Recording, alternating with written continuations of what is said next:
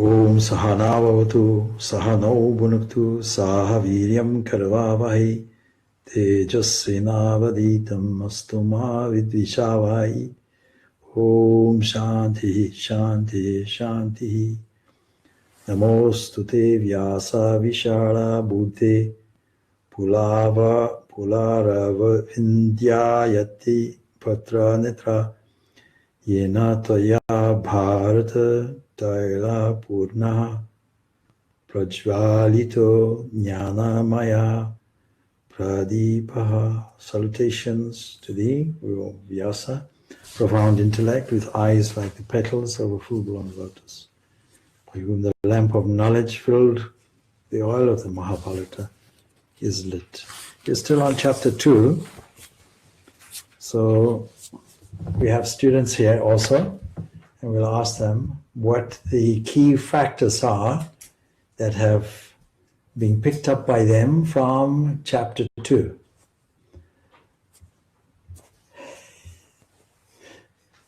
Strength.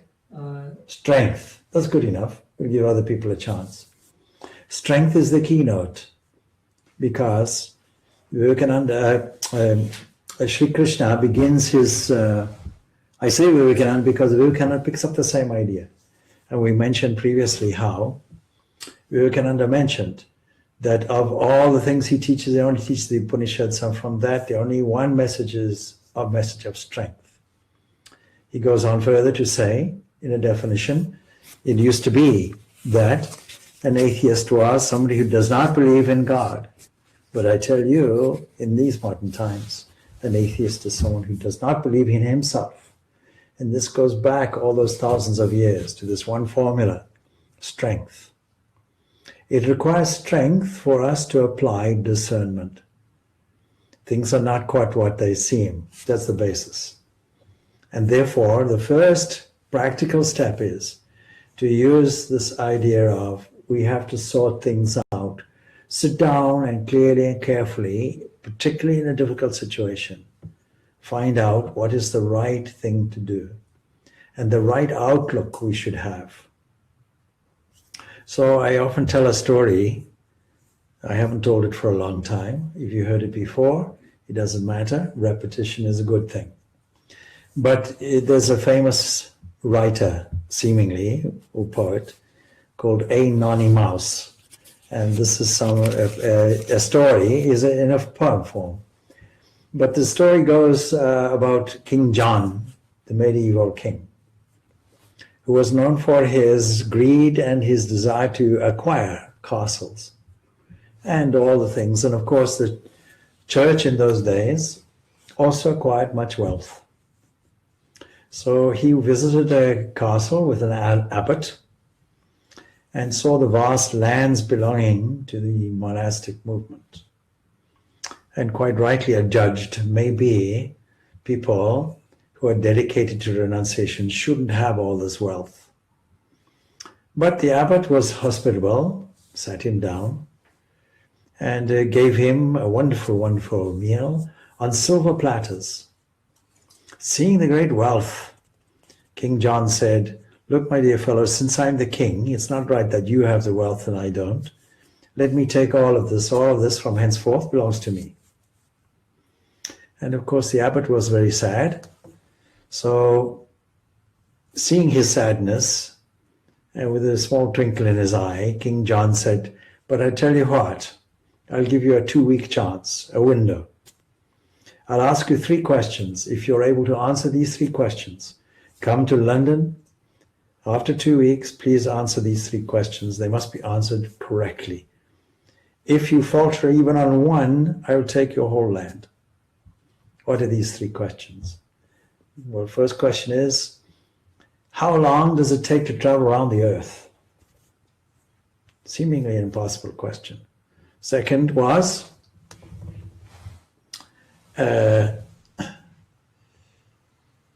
what am I the king worth? It's a tricky question. And the third was, at the time when we meet, please, you need to tell me what am I thinking at that moment. So 3 seemingly impossible questions, and the abbot thought there was no hope for him.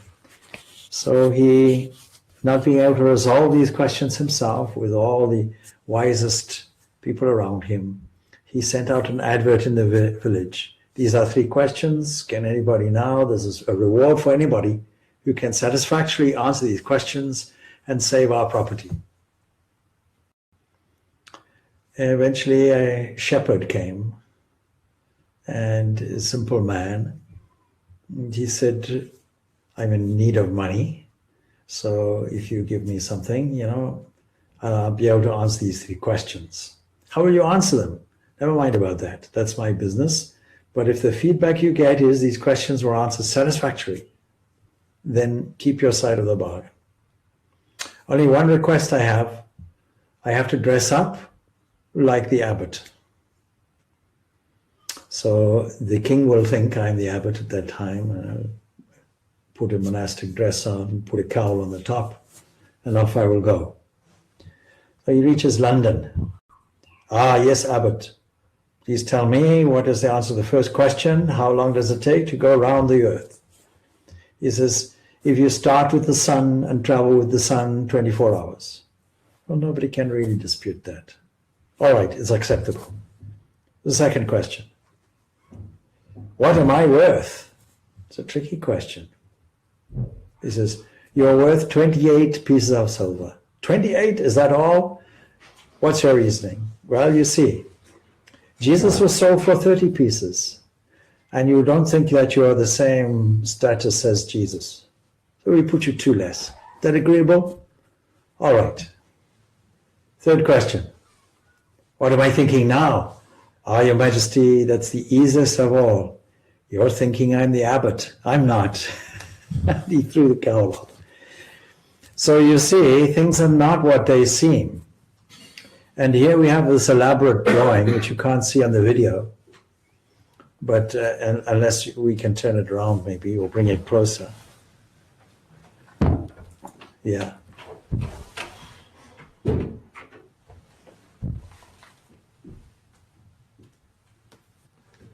Yeah.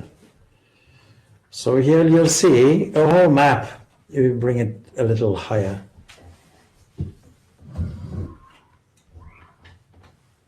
A whole map of how it is that we see something different. Now, all I've done here is drawn some waves. That's all.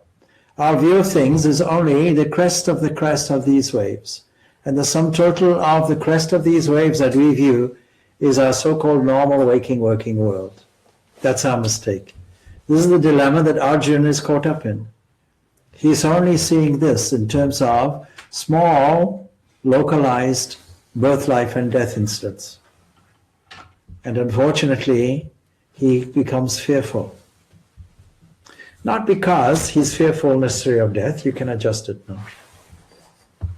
Per se. Yeah, we can take that away.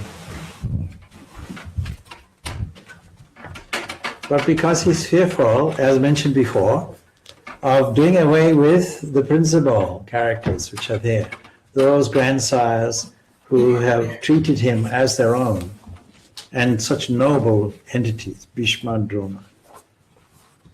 So strength is the great lesson that was picked up.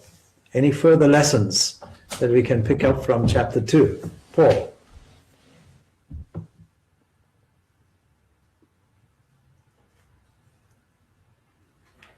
You got me. All right, I should point out that Paul has just arrived. Think about it, we'll come back to you. Anybody else? So, Martin. Yeah. Fixing your mind on God, centered in God. Well, it's not described in that language at the moment. It's described that the fundamental basis of your being is permanent. The fundamental basis is the undivided, the unchanging, the infinite Atman. It doesn't change. It cannot affect or be affected. That's your real nature. Now, we don't describe it necessarily in the language of God at this point in time, because this is Sankhya or Jnana Yoga. And Jnana Yoga, whether you practice it or not, holds the principles necessary for this first stage of viveka, or discernment and discrimination. So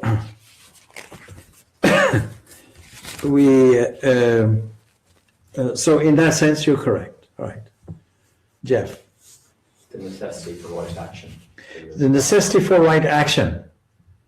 And the Sri Krishna persuades from different points of view. First of all, from the point of view that there's not necessary to grieve for any being. Why? Because nobody can slay you, and you cannot slay. That's your real nature. But then changing tactics from the human point of view, supposing that doesn't hold water for you, supposing you don't really get that or understand that at a very fundamental level, then what about something else? Well, all beings are born and live and die. That's the fact of it.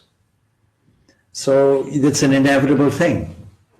Only when will it happen? That's different. It could be today, it could be tomorrow, and a warrior will expect it. We should all expect it, but a warrior in a war context, more than anybody else, should expect it. Or should you expect anything else or anything less? So that's that idea. And then bring on other arguments. Your duty, if you do not do your duty, then what will happen? Supposing you do not do the thing for which you were born, what's the understanding? The understanding is that in your individuality, there is some specialness within you. Aside from the fact that the supreme specialness is Atman. Within you are certain talents and abilities, the assemblage of which no one else can do, no one else has done, no one else will do in the future. It's necessary to understand that. Now, supposing you're building a building or acquiring a building, not everybody can be a solicitor. There have to be people that are solicitors and people that are people that are their clients.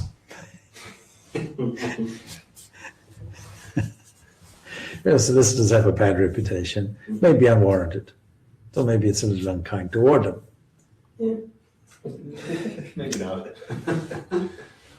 If everybody wanted to do banking, there'd be nobody to deposit the money. If everybody wanted to be the architect, then there'd be no building taking place. If everybody was going to be a quantity surveyor, then there'd be nothing else. So we have to understand these various aspects.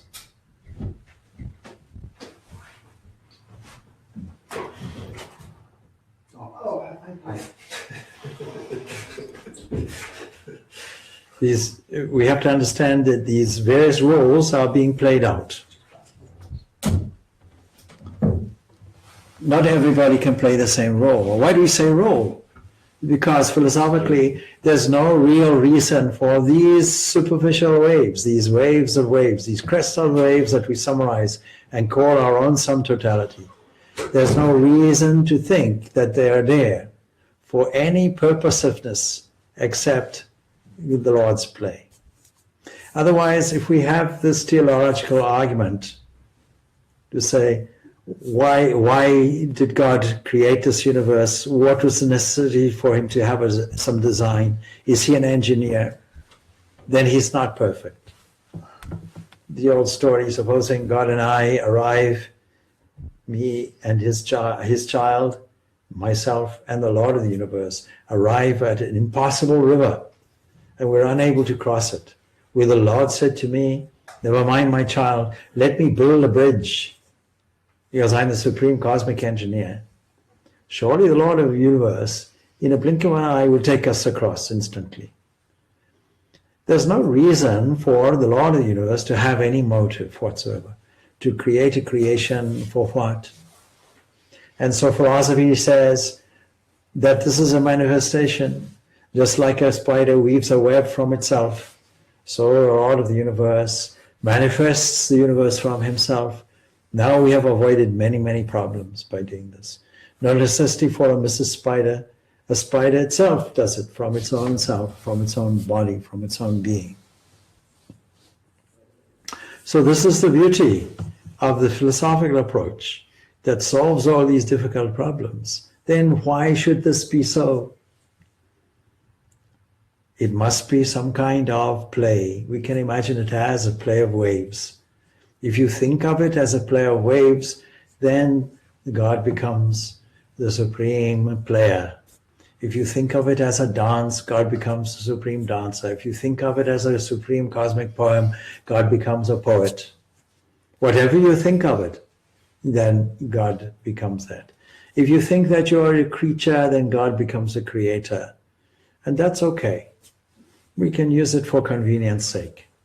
Not knowing fully the sum total, the sum totality, we have to understand things in stages. And good teachers throughout all the ages have provided not the final solutions, not the sum totality of knowledge, but convenient, digestible steps for the student. And so Sri Krishna gives these very different digestible steps, even using arguments, that your duty is important.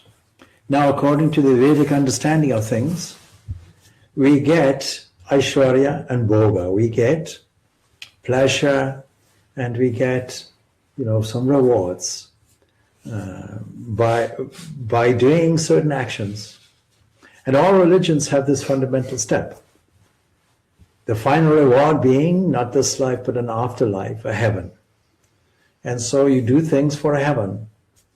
And when a kshatriya, somebody, a military warrior, does his duty in a morally justified war, that's his highest thing that he can do. That's the highest duty he can perform. And his reward will naturally be heaven.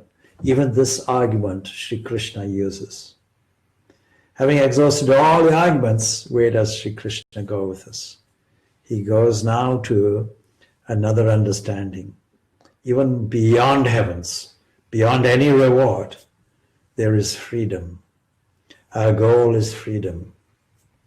When we read these lectures on Karma Yoga by Swami Vivekananda, we see straight away, he puts it there. Our goal is moksha, freedom. What's binding us? What's binding us is this misunderstanding, illustrated in the story I just gave you, that things are not quite what they seem. Using this capacity for discernment first, and then seeing how we can remove all the things which are binding us. What is the opposite of freedom? Bondage, slavery. What are we slaves to? Aishwarya and Bhoga. What is heaven concerned with? Aishwarya and Bhoga. Is it binding? Yes. Does it have its use? It has it. That's why Sri Krishna uses this argument. But then understand beyond. Is there a beyond? Is there some permanent thing? Is there something which doesn't bind us and create us in us all these miseries associated with pairs of opposites and our delusion? So this is the next thing that Sri Krishna is obliged to tell us. And the genius, as we mentioned earlier on, genius of Sri Krishna in a private discussion earlier on, the genius of Sri Krishna is he presents this system of karma yoga for the first time. The Upanishads don't stress it. Or in one place in the Isha Upanishad we have that statement. He who wishes to live for 1,000 years or 100 years, 100-year lifespan, then what will you do? You'll do action in a detached way. But all the Vedas, the purport of the Vedas, as we understand it, that is the karma kanda portion of it. The action portion, the ritualistic portion of the Vedas are all aimed at this prosperity and abundance here and hereafter. Get your reward. But your reward will be commensurate with your duty. Not everybody can be an architect. Not everybody can be a builder. Not everybody can be a warrior. Not everybody, thank goodness, can be a politician. Not everybody can be a solicitor. Not everybody can be an accountant. Not everybody can be a scientist. Not everybody can be an artist. When a child is born, we don't know. We only know there's a potentiality. But your child that was born yesterday could be an Olympic runner tomorrow, or could be an engineer or an inventor, or, thank goodness, hopefully, a world mover like a Sister Nivedita. So we pick up this chapter, second chapter, exactly at this theme. How shall a man avail himself of the tide of fortune that sets in, but rarely? What does that mean? It means that we have only certain limited opportunities. We have these opportunities not only for an aftermath of heaven, but we have these opportunities for complete and total freedom. So we can't ignore the opportunities when presented. Now that means that life that is connected, nature that is really manifestation of Brahman, Saguna Brahman manifested as nature, cosmic mind, the subtle elements, the matras, along with the gross objects and the instruments of information, inputs, and the outgoing senses. All of that comes manifested from this one entity. And so this entity presents us with these opportunities. And if you want to be successful, you have to learn the art of waiting like a fisherman, with concentration, with poise, waiting to see when that fishing rod goes down, and being alert enough to catch the moment, seize the moment. So successful people, first of all, have great, great faith in the unfolding of nature, that nature is a provider of opportunities, that the same entity that provides us with all these problems provides us with all these solutions. A faith in that. Theistically or atheistically, it doesn't matter. Then the next thing is to have the skill of watching for all the green lights, all these opportunities presented, becoming obvious to us. My child, don't go this way, go this way. They become very obvious to us. And then hard work. We have to respond by hard work. But you see, the person gets an added value if he sees God in it all. The hand of God in the presentation of opportunities, the hand of God in those green lights presented, the hand of God in steering your ship in a certain direction, lovingly, with a certain sense of purpose to unfold your divinity from within. And finally, the opportunity for you to detach from all activities, from the prophet-actor complex, and to say, Lord, I am your instrument. I'm just instrumental in it. There's nothing more for me.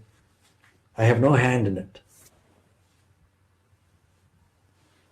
So sometimes, and I was mentioning just an instance earlier, when I was in Germany, somebody thought I could assist them in one of their problems, wrote a letter to me, which remains anonymous. I responded. I responded on the basis that whatever came into my mind, I took as an inspiration because I let go and tuned my intention into cosmic mind. The cosmic mind that wrote a response and gave inspiration. Several months later, the person did what I thought would be good or what came to me and responded recently saying, thank you, it all worked out well, here's a token of appreciation, and all the rest of it. So I could easily say, because they said, thank you, you did it. But you see, my response is, thank you for your thanks, but I didn't do it. You're thanking the wrong entity. What was the entity that did all this? Cosmic mind, nature, God, call it what you will. So with that sense of divine providence, we find Swami Vivekananda also commenting on Vivekananda because his official birthday was last week. But then you see, it's celebrated on the 12th also as Youth Day. And I should correct any misunderstanding you may have as a viewer. People somehow thought it's Swami Purnananda's birthday. No, it was not. But thank you for your greetings anyway. Much appreciated. But it has no connection with me. I got that impression. Yeah. But I don't know where it came from. Birthday's in May. Anyhow, you see? So, Swami Vivekananda, we can mention his reliance on providence. Having been sponsored by friends, devotees, and Rajas in India, and arriving for the parliament of religions, with the ignorance on the other side in India not knowing, things have to be formally done and presented, much more organized. Even the traffic is more organized, everything is more organized in the West. And arriving there with limited funds, getting caught up immediately, like a child, in the wonderful exposition that was there to celebrate Columbus's landing. Of so many, over 100 exhibits there, with the Ferris wheel being presented for the first time, and alternating current being used. The marvels, he wandered around like a wondrous child. But then he found out from the organizers there, oh, this part of religions that you want to attend, because religion is part and parcel of human culture. And so this is why it is one of the peripheral activities of the Columbian Exposition. But he arrived in June, and the Parliament of Religions is being held in September, 11th of September. Now he has to wait 2 months. His funds dwindling. He doesn't know anybody. He's in a strange dress. People are following him around, poking fun in this circumstance. Furthermore, you can't just come and pitch up in September. You have to have accreditation. You have to have some kind of formal letter of introduction from an accredited body, such as a church or some renowned institution. He didn't have any of that. And so with that, he didn't go back to India, book his passage back. He couldn't have done it anyway. But it was recommended he go to a less expensive place than Chicago. Please go off to Boston. So he went to Boston. But you see all the circumstances. He met people on the train who befriended him. Even so, there's no indication that he was worried because, in his own words, I am in the land of Jesus and Mary and Joseph. I won't perish. I'm in their hands. With that sense of divine providence, he proceeded. And what was the outcome eventually? The outcome was the Parliament of Religions, where he gave outstanding talks and was lionized and was told how, by the press and others, how they saved the best till last, and that the whole success was around this dynamic speaker. But he didn't go with anything prepared. Again, divine providence. He sat there and spoke, knowing that Mother Saraswati was at his back. When he opened his mouth, he knew God's grace would flow through. But being human, when he first was called to the rostrum to speak, every time he was called, he suffered from, and there's no other way of saying it, stage fright. Look at the human aspect of it. This human aspect, like you and me, having stage fright. And what will he resort to? See the parallel. Arjun also got frightened. And what did he resort to? Divine grace. What did Vivekananda resort to?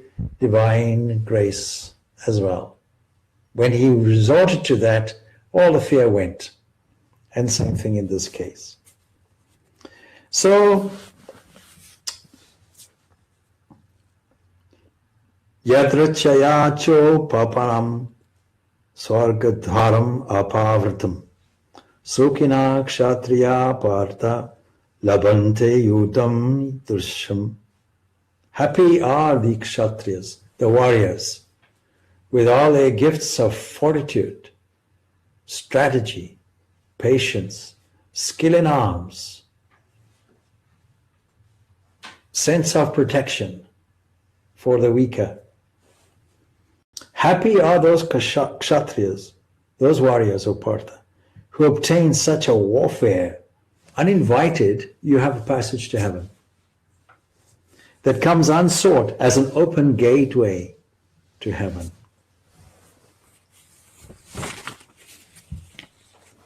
So the tide of fortune ever flowing there, and the opportune time we have to look for, this is the time. We can learn a lesson from football, taking a non-competitive gap. My guru used to tell me, when he was young and played football, he learned one good lesson. What was that? When somebody has to kick the ball, he has to raise his foot. That creates a gap. If you're astute enough, you put the ball in where the gap was. So we look for these non-competitive gaps all the time and take that as an opportunity for our growth. But what are the adverse consequences of not using these advantages? It's a good question we have to ask, because they come rarely. And even in a lifetime, we may not get all these opportunities. So Sri Krishna answers it in this way. Atachyattam imam dharmyam samgramamam nakarishyasya tataha svatharmam kritam cha hitva papam avapyasya. But if you will not wage war, this righteous warfare, then forfeiting your own duty and honor, this dharmyam, this righteousness, imam dharmyam. So, then forfeiting your own duty and your own honor, which reflects not only you but on your family, you will incur misfortune, sin, if you like. It's a sin not to do your duty. All of us have to assess what is our social duty, domestic duty. What is our duty in the context of the world? Looking for careers, what is my assemblage of skills and talents that nobody else has? And how can I apply them in a selfless way, for the good of others? Then you'll get it. This is expressed in our uniqueness in modern scientific terminology, biology terms, is DNA, deoxyribonucleic acid, a certain architectural formula within the nucleus of every cell that shows our whole destiny, with over 100,000 coded messages contained in it, ready to unfold. Constructed like the snakes of winged Mercury, intertwined. We understood it from the 1950s for the first time. But the yogis, I hazard a guess, understood it even before then. They called it a coiled up potential, or kundalini. So, self-annihilation really is the wage of sin.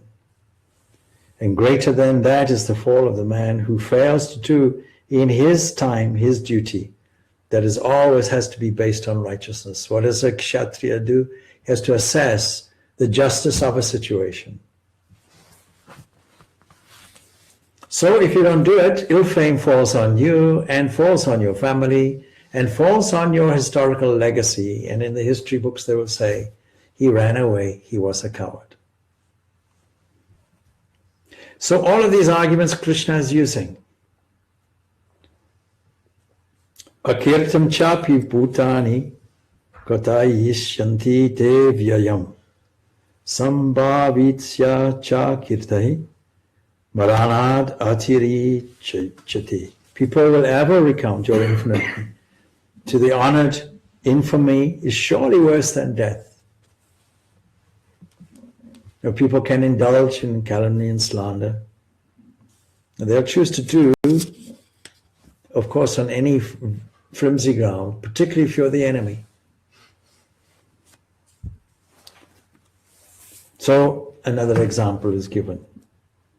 Payadranad uparatam mam shante tvam maharanata yesham chatam bahumatu bhutva yasyasi laghavam. The great chariot warriors will view you as one fled from the war out of fear. That is Duryodhana and the others. You that are highly esteemed by them will be lightly held even by those great warriors who regard you highly and love you, even Drona and Bhishma will not admire you for your cowardice.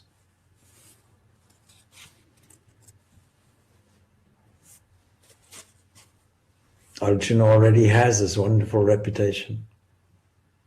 He was the one who engaged the Lord Shiva himself in an encounter and won from him for a prize the divine weapon, Pashupata. So all the same, they had the design to vanquish this man of mighty valor somehow. It would be easy if he just says, I give up, I'll walk away. So ridicule of the hero will assume other forms as well, such as avachya vadams cha bohum padishyanti tavahitiha nindantas tava samarthayam tato dukataram nukim. Your enemies will also slander your strength and speak many unseemly words. What will be more painful than this? Hatova prapyasye swargam jitvabha bokshase mahim tasmad utishta kanteya yudhaya krita nishaha. Slain, you will gain heaven. Victorious, you will enjoy the earth. Therefore rouse up, O son of Kunti, resolve to fight, because you can't lose. You will win. Even if you are slain, your honor is preserved, and you'll gain heaven. If you survive, you'll gain the earth, and your reputation still intact. So appealing to the worldly standpoint now, using all the arguments that any normal person it would appeal to. Now he starts a very, very important higher teaching, because he goes from, these are the practical things, these are the things that the Vedas teach, this is the karma kanda, this is the normal position, most people want it. It's not that the karma kanda of the Vedas is useless, it has its use. But he says this, sukha dughe same krintva labhalabhau jaya jayo tato yudhaya yudhasya nevam papam avapsyasi. Treating alike sukha, dukkha, pain, pleasure, also what? Gain and loss, victory and defeat. Engage yourself in the battle. Thus you will not incur any sin from any action. Now let's see how that applies to us. What actions did you take? It's the end of a day here. What actions did you take today? Examine 3. Write them down.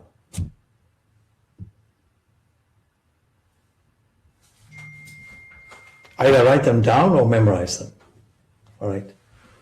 Now find out from these actions whether at all you are concerned about whether they were in the area of pain and pleasure. Let's take a simple activity. Pain is a much too dramatic word for it. Something I like to do, something I dislike to do. Or something that entertained my senses.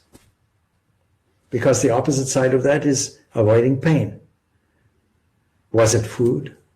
Was it something else? Did you treat this pain and pleasure alike? Gain and loss. Did you do any one of these activities with this in mind, that you would be successful from it, or that you would be a failure from it? That it was there for a specific result, that there would be some motive for it, some gain, personal gain for you?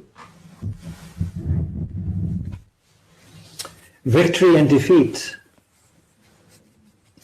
Whether at the end of the day it was successful in the sense that you came out on top in the light of all the adversities from the day. Or were there some defeats? Did you engage yourself in battle, the battle of life, if you want to put it like that? We might say it's a game of life.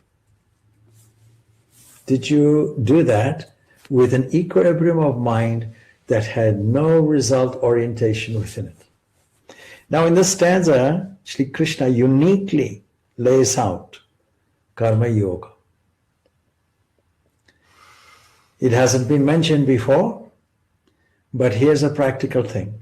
Away from all those people who previously had to have subtle intellect and a dedicated life, these jnana yogis, he puts it out for the vast majority of humanity. People who have to work for a living. And did you then make yourself an instrument within it? Did you put yourself in an instrumental position, knowing that all these activities are carried out, and we'll mention it later, by the three evolutionary forces of nature, namely the three gunas. What are these three gunas?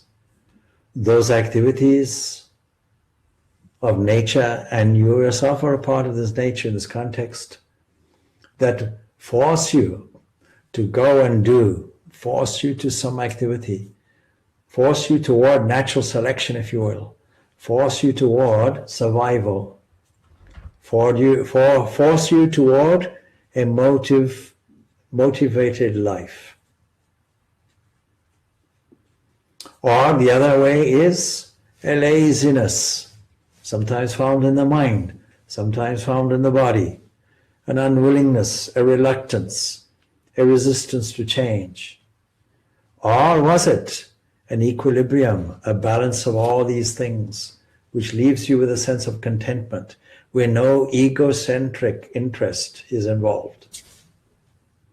So these three gunas are important in our understanding of what we mean and how we can master, because Karma Yoga is to use the Sattva guna, this non-egocentric position, to do all the activities efficiently, as well as with an element of tremendous energy and concentration. We are reading an article that I gave previously, published in the e-magazine of the Vivekananda Vedanta Center of Chicago, where they publish a magazine and an article is there on Sister Nivedita, and we were reading it earlier, relevant to this topic. Sri Ramakrishna has this to say in terms of this whole subject. A weakling totters while carrying a small load to a short distance, but a strong man coming from a long distance with a heavy load of 2 mounds on his head stands by and sees a wrestling match. Unmindful of the burdens on his head, to the strong in body and mind, problems are but few. What a wonderful capacity to observe rural life that Sri Ramakrishna had. And it brings me in mind of Africa, where women carry huge loads on their head. You must have seen it. Huge loads on their head and carry it for miles and miles and miles, seemingly effortlessly. So that requires strength, and the one is attached, the other attached, the other detached. But both attachment and detachment are solely in the mind. When we attach to the human body and we attach to the human circumstance and environment, all our actions become motive and become binding for us, because they disturb the mind. All of this is to do with disturbance of the mind.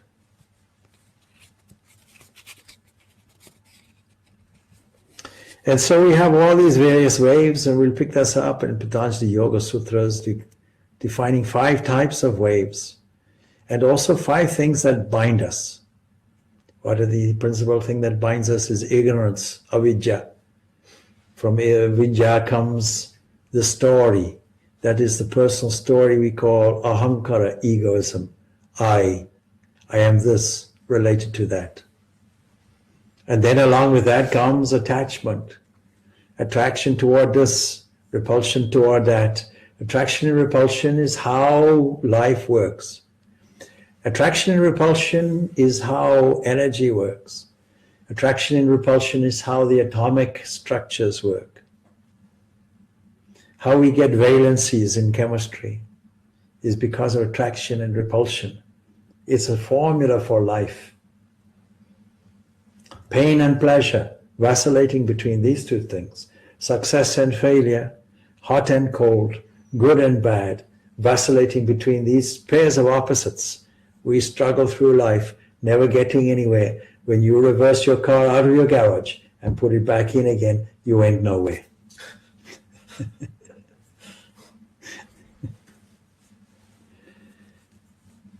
And so, that is a beautiful formula. Treating alike every activity and all the outcomes of the activity, namely pain and pleasure, gain and loss, victory and defeat, engage yourself in battle. Then it doesn't matter if you win the battle or lose the battle. It makes no difference if you live or die. It makes no difference whether you are successful or not, whether you were victorious or whether you had defeat. Engage in the activity with such an equilibrium of mind, such a contentedness, with such an element of detachment. Detachment to what?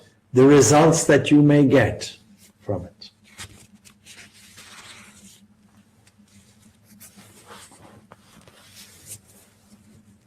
Esha te vihita samkye buddhi yoge timam shrunu buddhya yukto yaya partha karma bandham prahasyasi. The idea of self-knowledge has been presented. Esha, this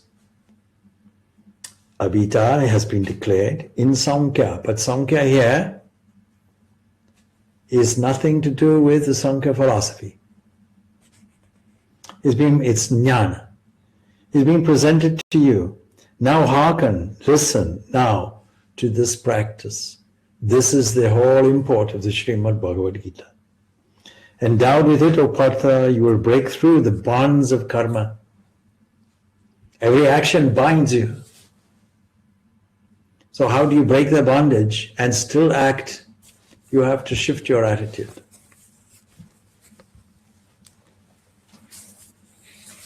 The principles of self-knowledge, these were enumerated from the 11th to the 30th verse, or verses in this Srimad Bhagavad Gita, 2nd chapter. But yoga, the practice, is now to be taught, and we're going to go from 40 through 41 and so on to understand the practical application of this. And the 3rd chapter specifically deals with it. We're not there yet. Of course, when you use the term Sankhya, and this whole chapter is Sankhya Yoga, it is officially, of course, one of the 6 philosophical systems presented to us, one of the 6 darshanas. It is atheistic in its understanding. And of course, its origin is attributed to the sage Kapila. But of course, the literal meaning of Sankhya is enumerating. So when we put on this whiteboard here, an enumeration of the entire cosmological structure is all based on Sankhya. It's based on the fact that there is an entity in Sankhya language, Purusha. Parallel to that is Prakriti, nature. What are the eternal things that come through in Hindu philosophy? That eternal things, 3 eternal things are there. Brahman is eternal. Prakriti, nature, is eternal. There's no creation, no beginning, no end. It's always there eternally. When it diminishes into potentiality and re-emerges. Brahma is there. How many Brahmas are there? Every cycle will have its different Brahma. So the trick question I asked somebody earlier, how many Brahmas have there been? I'm not sure what the answer was. But we don't know how many cycles there were. Every cycle will have to have a different Brahma. That's the Sankhya position. Then, of course, from there, we find this Brahma manifesting, a cosmic mind manifesting all the subtle elements. We call them these tanmatras, and they are critical to our understanding of the whole philosophy. These tanmatras, subtle waves, we can visualize them as some total of our knowledge is the crest of a wave, but underneath that is subtle waves combining and recombining to make the surface. God's grace comes out in this way. How is it that a thought carries through in its intention and manifests and crystallizes in this world? is a drama played out similar to that of water. What happens is the water evaporates. The water of the oceans gets heated and evaporates. That clusters into clouds, and when the clouds become heavy, the pressure then shows itself, and we find that this evaporation results in a condensation that we call rainfall, snowfall, etc. And the drama gets replayed. Human body, 70% water. We rely on this 2-part hydrogen, 1-part oxygen. So according to the system, Prakriti is constituted of 24 categories. Vedanta can add 2 more. And Purusha or Atman is the 25th. We can make 26th by inserting this soul's relationship to that entity. 3 potential positions are there. The jiva can tap into the honey of God's grace, always treasuring the duality of the 2 positions. Me, the devotee, and the Lord, who is the object of my love and devotion. Or we can feel that we are somehow connected, somehow part of the cosmic person. This we can find in the Purusha Shuktam. And then ultimately, I and the Father are one. Jesus elucidates these 3 positions in 3 separate statements. The Father in heaven, I am the vine and you are the branches. And finally, I and the Father are one. These 3 positions can be put. Anyhow, the theory and the practice are the 2 aspects of every branch of knowledge. We start off with the principle, and we make sure that the practice catches it up. Gita Upanishad brings this out as well. So the theory and the practice, 2 aspects of the same thing. We have to have an intellectual grasp first, a clarification, and then a translation into action. And this is where this karma yoga comes into its own. And rare indeed it is to know of the glory of the Atman, and life gets enriched as Atman is known. 3 eternals being there, Brahman is one, nature is the other, Atman is the other. And so this is how jnana and yoga, karma yoga, mutually support each other, the principle and the practice. But the question arises, does not the yoga that is not carried on in its conclusion prove itself a sheer waste? Because progress is never always linear, is it? It is up and down, and we hope that there's an upward trend somewhere. So Sri Krishna preempts the question. He says, and it gives us tremendous confidence and support in this. Neha bikram masosti pratyavyayo na vidyati salpam apya asya dharmasya trayate mahato bhayat. In this there is no loss of attempt, nor is there any adverse effect. When you do some religious ceremony and don't do it to its fulfillment, you may have a loss. If you don't do it properly, you may have a loss. If you take the wrong medication in terms of your own physical health, there may well be a loss.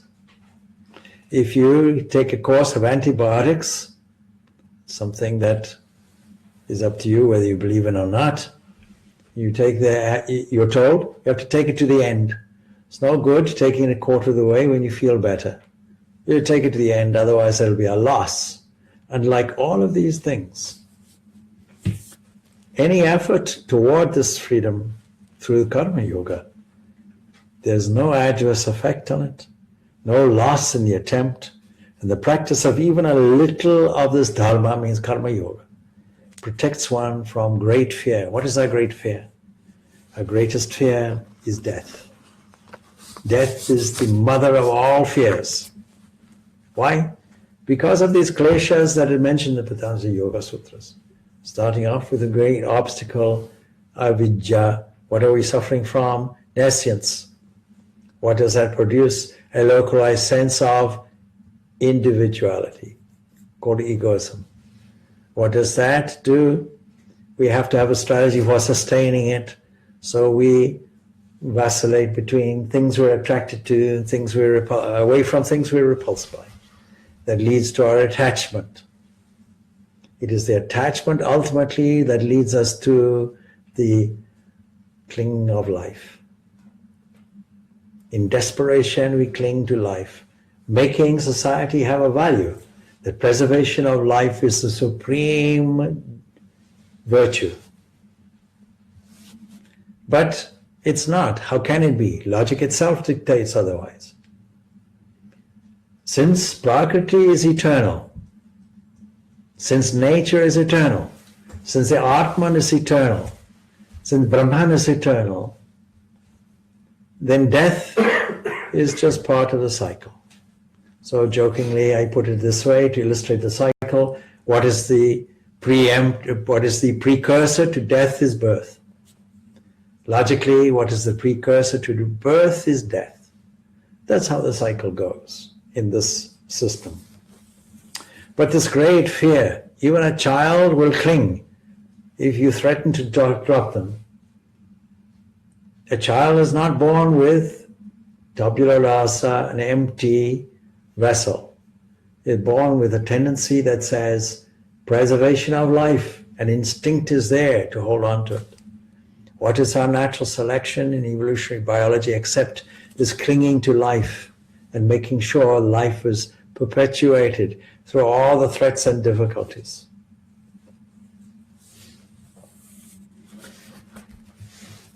So what is the way of right understanding and the application? The next and final stanza for this evening goes like this. Yavyasa yagnika bhuti ekeha kuru nandana bahushaka yantas cha bhutaya vyavasani nam. Vyavasainam, that is, of the irresolute. So to the firm in mind, that is, Yavyasya Mika, one-pointed, O joy of the Kurus, there is in this but one decision. Many branching and endless are the decisions of the infirm in mind. But we only have to do one thing. When people who are stressed because of poor time management, what do I say? I ask them, how many activities do you have to do? And they say, oh, I have to do this, then I count them up, about 100 different activities in the week. I don't know how I'll get it through. What's my standard reply? One thing, and then another thing, and then another thing. But it requires this firmness of mind, determination, single-mindedness, because many branching and endless are the decisions, means distractions of those who have this infirmity of mind, this irresolute thing. What's the first thing we have to do? Make a resolution. As a first step, make a resolution.